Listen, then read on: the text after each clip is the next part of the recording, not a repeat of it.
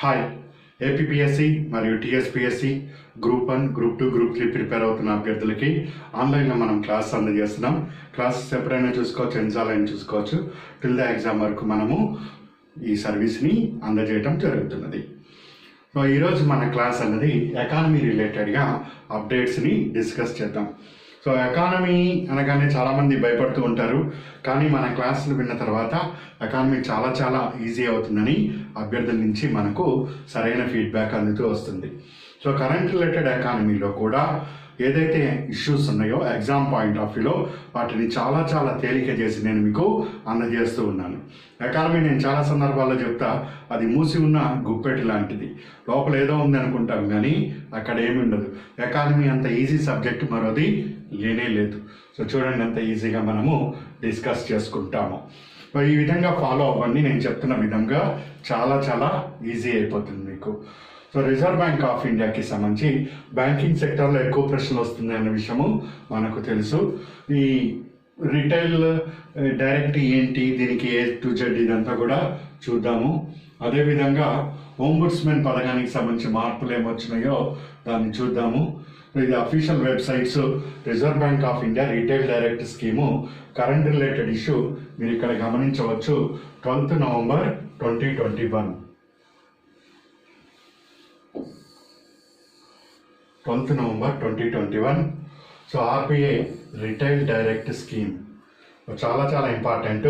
ఎగ్జామ్లో ప్రశ్న రావడానికి ఎక్కువ అవకాశం ఉంటుంది. మొట్టమొదటిసారిగా దీనిని డైరెక్ట్గా తీసుకొని రావటం జరిగింది. అదేవిధంగా రిజర్వ్ బ్యాంక్ ఆఫ్ ఇండియాకి సంబంధించి ఇంటిగ్రేటెడ్ ఓంబుడ్స్మెన్ పథకము, ఇంటిగ్రేటెడ్ ఓంబుడ్స్మెన్ స్కీము. సో ఇందులో ఏమున్నదో దానిని కూడా మనం పరిశీలన చేయాలి. అది కూడా ఇప్పుడు నేను మీకు చాలా తేలిగ్గా అర్థమయ్యే విధంగా చెప్తాను. ఇక్కడ ఎకనామీ న్యూస్ పేపర్లో చూస్తే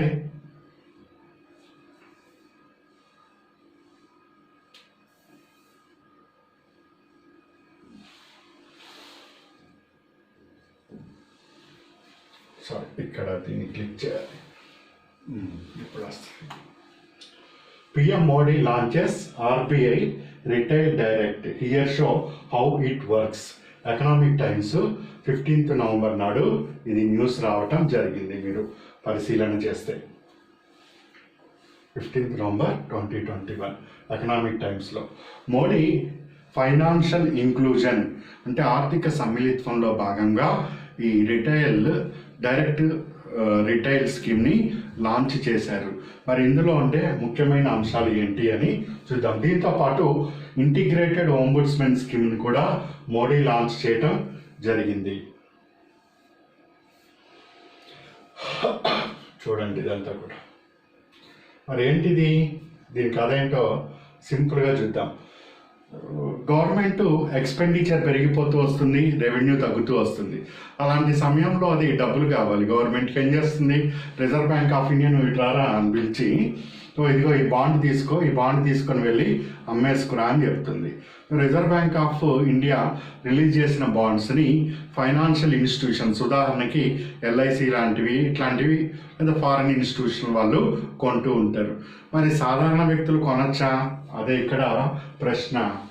సో సాధారణ వ్యక్తులు అనేది రిజర్వ్ బ్యాంక్ ఆఫ్ ఇండియా విడుదల చేసిన గవర్నమెంట్ సెక్యూరిటీస్ని కొనొచ్చా? ఆర్బీఐలో మనము అకౌంట్ ఓపెన్ చేయడానికి అవకాశం ఉన్నదా? సో బ్యాంకింగ్ ఓంబుడ్స్మెన్లో వచ్చిన మార్పులు ఏమిటి అనేది చూద్దాము స్టెప్ బై స్టెప్.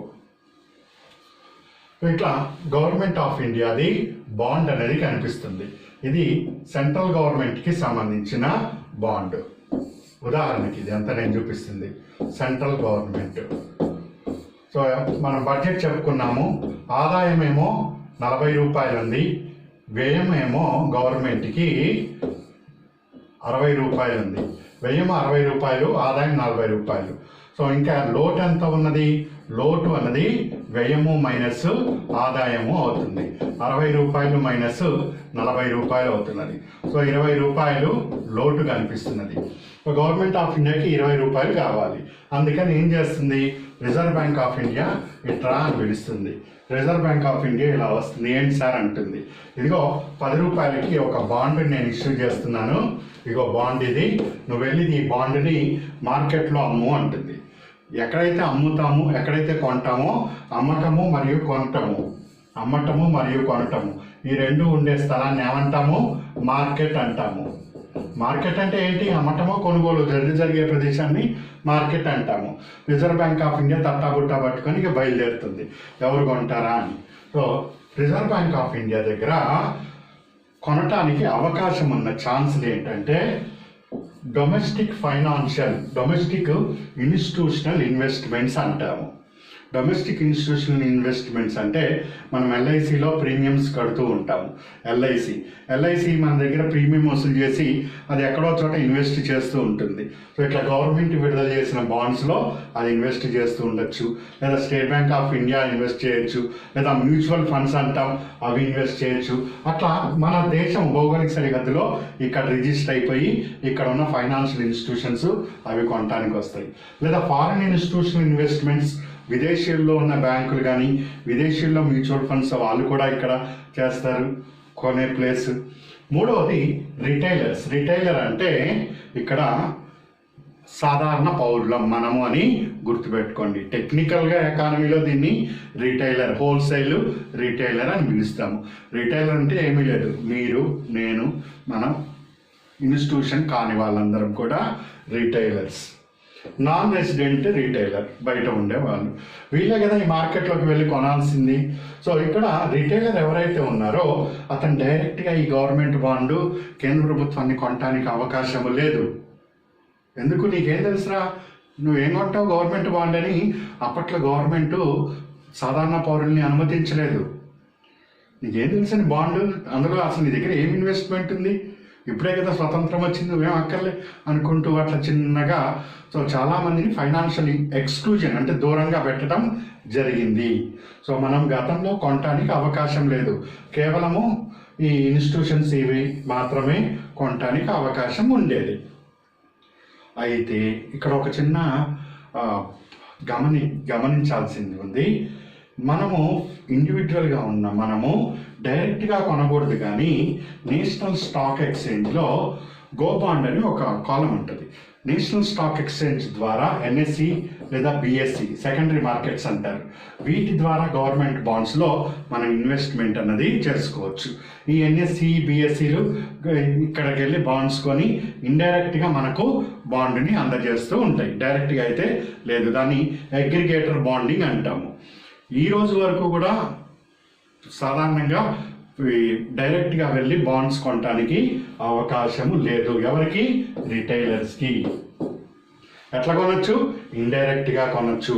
అది కేంద్ర ప్రభుత్వం విడుదల చేసిందైనా పర్వాలే, ఇగో ఇది రాష్ట్ర ప్రభుత్వం విడుదల చేసిన బాండు. ఇప్పుడు ఆంధ్రప్రదేశ్ గవర్నమెంట్ ఉంది, తెలంగాణ గవర్నమెంట్ ఉంది, వీళ్ళకి డబ్బులు కావాలి, ఎట్లా ఏం చేస్తారు? బాండ్స్ని విడుదల చేస్తారు. ఇక్కడ ఈ bond the government of Bihar అండి, ద గవర్నమెంట్ ఆఫ్ బీహార్ వాళ్ళు విడుదల చేసిన బాండ్.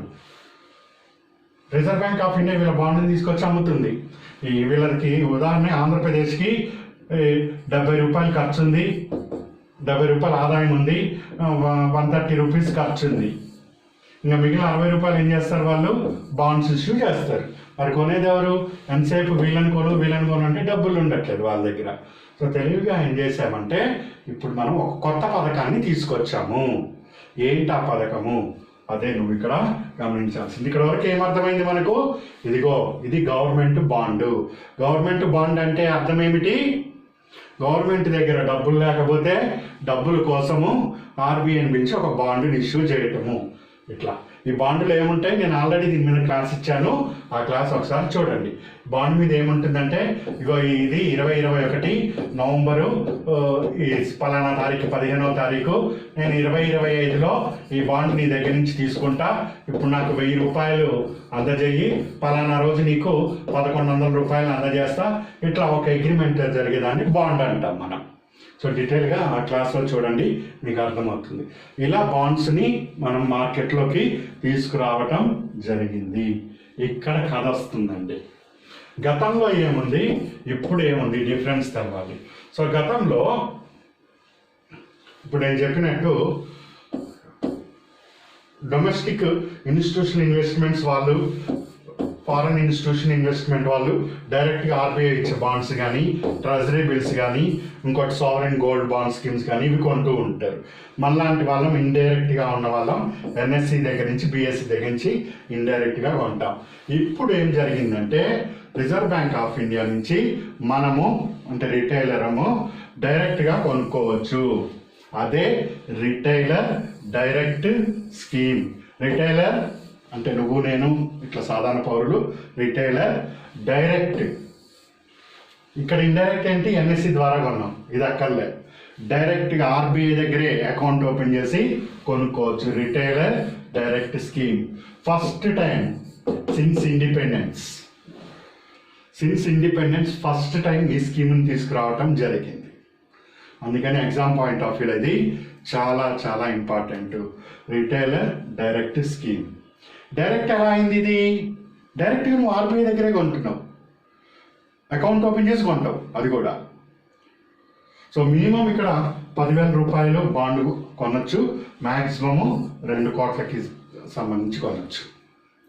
నాకు డౌట్గా ఉందండి, నేను డైరెక్ట్గా ఆర్బీఐ దగ్గరికి వెళ్ళి ఎలా కొనగలుగుతా అంటే అక్కడే నీకు స్పష్టత అన్నది లభిస్తుంది. చూడు, ఇదిగో Reserve Bank of India retail direct, ఇక open RBI retail direct account. దీన్ని క్లిక్ చేయి. క్లిక్ చేస్తే ఇక నీకు ఇక్కడ వస్తుంది participatory in primary issues, invest in sovereign bond scheme, trade secondary market, invest in government securities. ఎందులో అయినా కానీ నువ్వు ఇట్లా ఓపెన్ చేసి ఇట్లా క్లిక్ కొట్టుకోవచ్చు. నీకు అందులో ఇన్వెస్ట్మెంట్ అనేది చేసుకోవచ్చు. 10,000 రూపాయలు ఉన్నాయి నీ దగ్గర. గవర్నమెంట్ అంటే సెక్యూరిటీ ఉంటుంది కదండి. జీసెక్ అంటే ఏంటి? Government securities. అందులో ఇన్వెస్ట్మెంట్ చేసుకోవచ్చు. సో ఇప్పుడు RBI, open RBI retailer direct account నువ్వు క్లిక్ చేసి నీ డేటా అంతా ఇస్తే నీకు ఓపెన్ అవుతుంది. నువ్వు ఒక బ్యాంక్ లింక్ ఇస్తాడు, ఆ బ్యాంకు ద్వారా నీకు అకౌంట్లో నువ్వు నీ డబ్బులు వాళ్ళకి ఇచ్చేసి ఆర్బీఐకి బాండ్ కొనుక్కుంటావు, ఎప్పుడు మెచ్యూరిటీ అయితే అప్పుడు. సో అదేవిధంగా నీకు వద్దనుకున్నప్పుడు దాన్ని సేల్ చేసి తీసుకోవచ్చు. ఇక్కడ నాకు ఇంకొక డౌట్ వచ్చింది. ఏంటి ఆ డౌటు? ఈ ఎన్డిఎస్ అంటే ఏంటంటే నెగోషియేటెడ్ డీలింగ్ సిస్టమ్.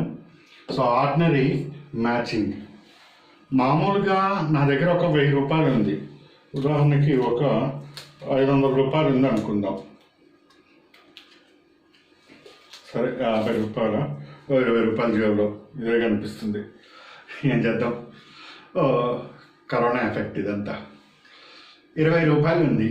20 రూపాయలతోటి నేను ఇన్వెస్ట్ చేశాను. ఇన్వెస్ట్ చేశాను. ఇగో బాబు డబ్బులు తీసుకున్నా, ఈ బాండ్ తెచ్చుకున్నా.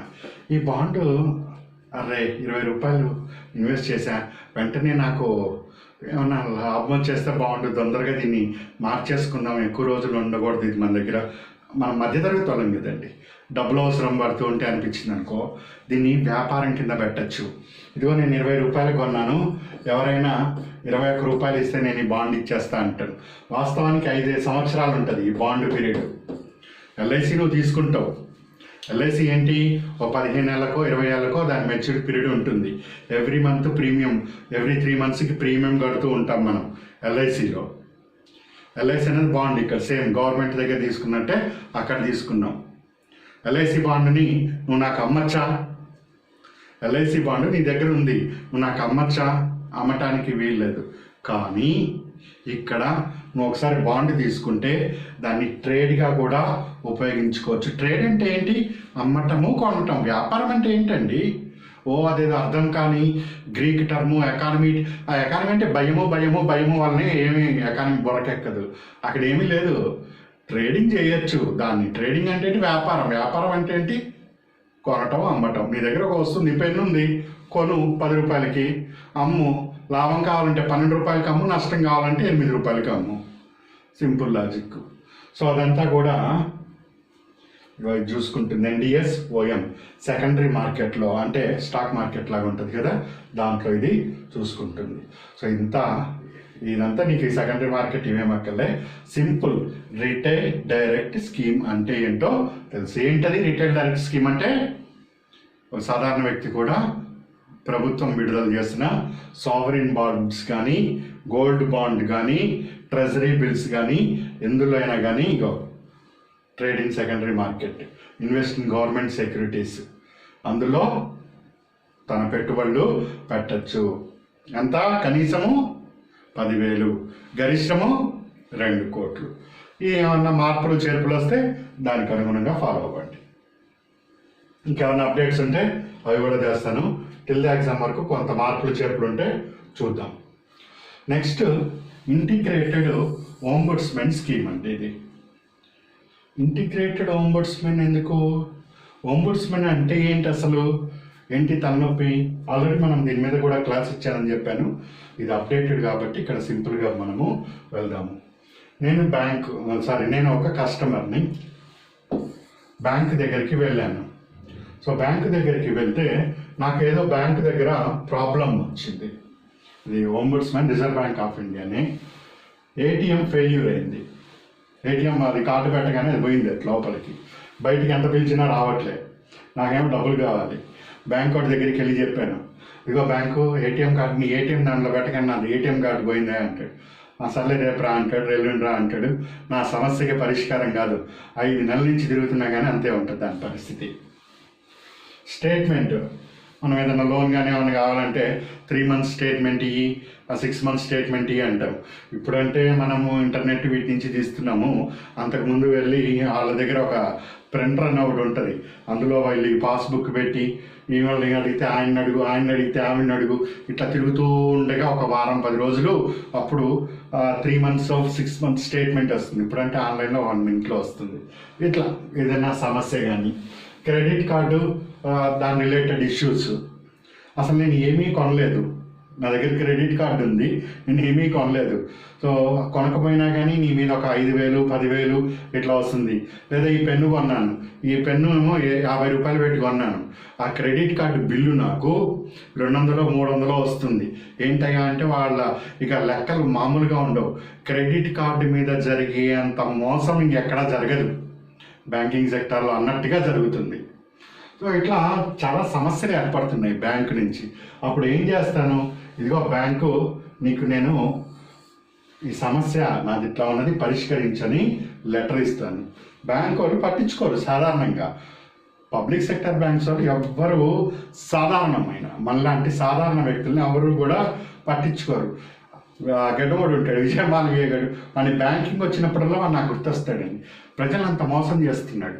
ఈరోజు నిన్న న్యూస్ పేపర్లో చూసారో లేదో, పాయింట్ వచ్చింది కాబట్టి చెప్తున్నా, 6 లక్షల కోట్ల రూపాయలు బ్యాంకింగ్లో నాన్ పర్ఫార్మింగ్ అసెట్స్గా ఉన్నాయండి. అంటే ఇక పోయినట్టే అవి. 67,000 కోట్ల రూపాయలని 67,000 కోట్ల రూపాయలని కేంద్ర ప్రభుత్వం, సెంట్రల్ గవర్నమెంట్ మొండి బకాయిలని చెప్పి రుణమాఫీ చేసింది 1 year బ్యాక్. ఎప్పుడో కూడా కాదు, అది రుణమాఫీ చేసింది. అదే ఒక రైతు 2 లక్షలు కట్టకపోతే పొలం అమ్మేస్తారు, పొలం ఆస్తి అంటారు, అదంటాడు. ఇక నోటీసులు ఇచ్చి నానా హంగామా.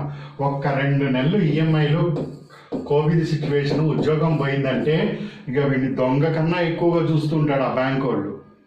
ఇది సాధారణం, మనలాంటి వాళ్ళని భరిస్తూ వస్తాం.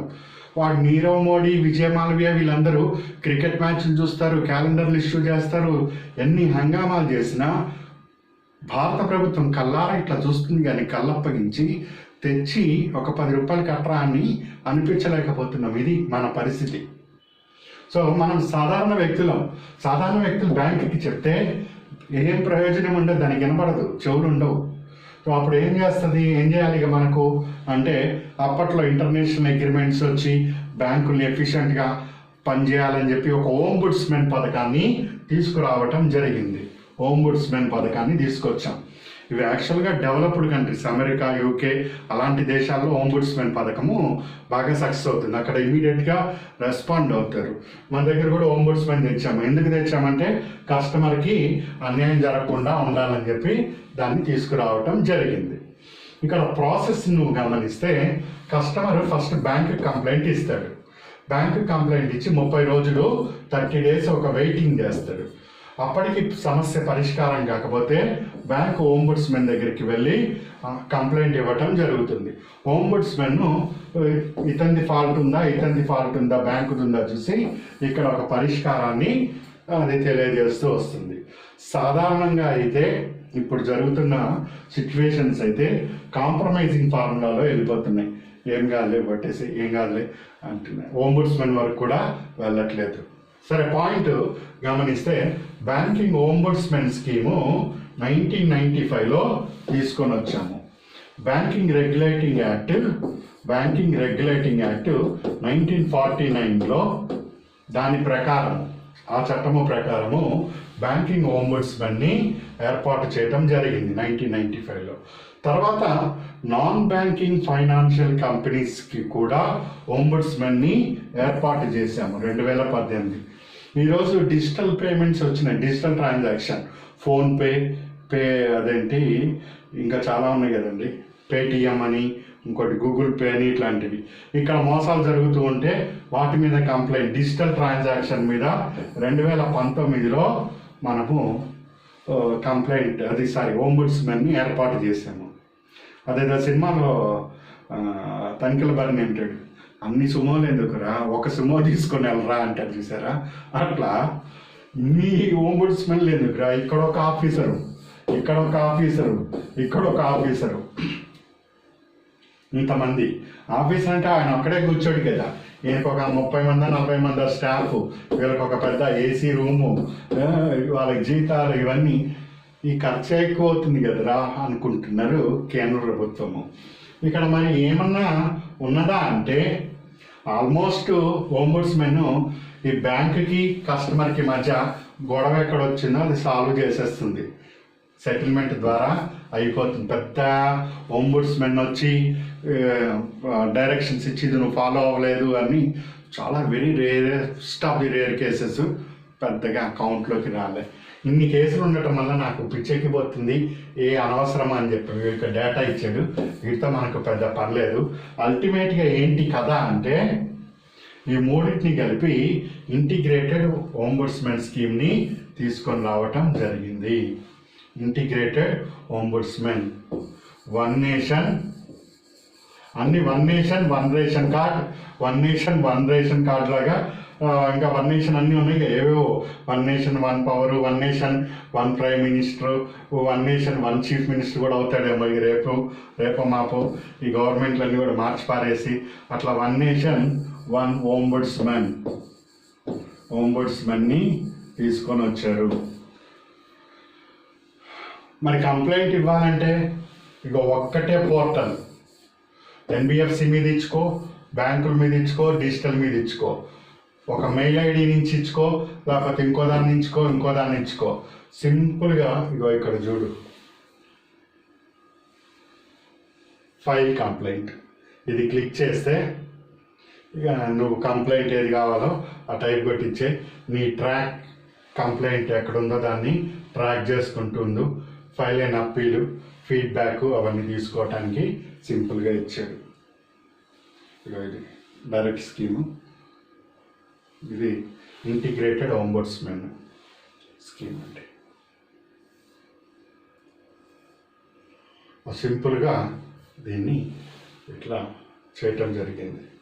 ఓంబుడ్స్మెన్ స్కీమ్ ఇంటిగ్రేటెడ్, సో అగైనెస్ట్ దేనికైనా కానీ ఇది చేయొచ్చు. సో ఫైలింగ్ కంప్లైంట్ ఇక్కడే.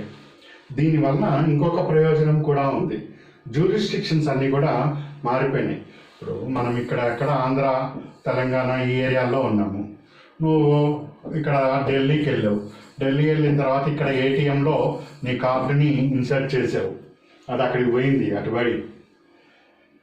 పడిపోతే ఇక్కడికి వచ్చి నువ్వు కంప్లైంట్ ఇస్తే నీకు ఎక్కడ కార్డు పోయింది అంటాడు. హైదరాబాద్ వచ్చి కంప్లైంట్ ఇస్తే నేను మొన్న ఏదో ఢిల్లీ వెళ్ళానండి ఫ్రెండ్ని చూడటానికి, అక్కడ పోయిందంటే నువ్వు వెళ్ళి ఢిల్లీకి వెళ్ళి రాపో అక్కడ కంప్లైంట్ ఇచ్చుకో అంటాడు.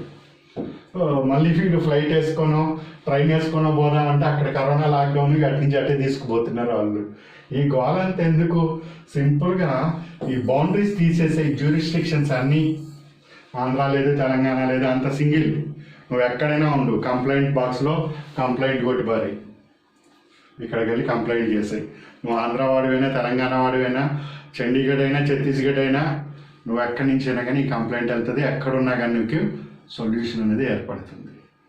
ఇది ఇంటిగ్రేటెడ్ ఓంబుడ్స్మెన్. మీరు పొరపాటున ఇంకా ఎన్బిఎఫ్సికి ఓంబుడ్స్మెన్ ఇట్లా 2018 ఏబిసిడి అయిపోయింది, తీసి అన్ని మూటగట్టి పక్కన పడేసేయటమే. ఇట్లా చాలా రీఫార్మ్స్ అన్నది వస్తున్నాయి ఎకానమీలో. వాటన్నిటినీ మనము ఇంకా ఫర్దర్ క్లాసెస్లో డిస్కస్ చేసుకుందామండి. ఇక్కడ ఈ లోపల మీన్ టైంలో ఈ ప్రాంప్ట్ కరెక్టివ్ యాక్షన్, దీని మీద నేను ఈ బ్యాంకింగ్లో CRAR, capital to risk adequacy ratio అంటే ఏంటి, లెవరేజెస్ అంటే ఏంటి, అసెట్ క్వాలిటీ అంటే ఏమిటి, వీటి మీద క్లాస్ ఒకటి ఇచ్చాను. ఆ క్లాస్ స్టడీ చేసి ఉండండి. అది చదివితేనే ప్రాంప్ట్ కరెక్టివ్ యాక్షన్ పీసీఆర్లో గతంలో ఏమున్నాయి, దాని మార్పులు చేసి ఇప్పుడు ఏమి కొత్తగా వచ్చినాయి, ఈ మార్పులు అన్నది అర్థమవుతుంది. మీలో ఎవరన్నా గ్రూప్ 2 రాసిన వాళ్ళు ఉంటే ఏపీపీఎస్సి గ్రూప్ 2లో గతంలో దీని మీద ప్రశ్న కూడా రావటం జరిగింది. ఈ బ్యాంకింగ్ సెక్టార్ని వాళ్ళు వదలట్లేదు, కాస్త సీరియస్గా దీని మీద వర్క్ చేయండి. ఓకే అండి. దీనికి కంటిన్యూషన్గా అకాడమీలో మిగిలిన క్లాసెస్ని కూడా అందజేస్తాను. ఫాలో అవుతూ రండి. Good luck.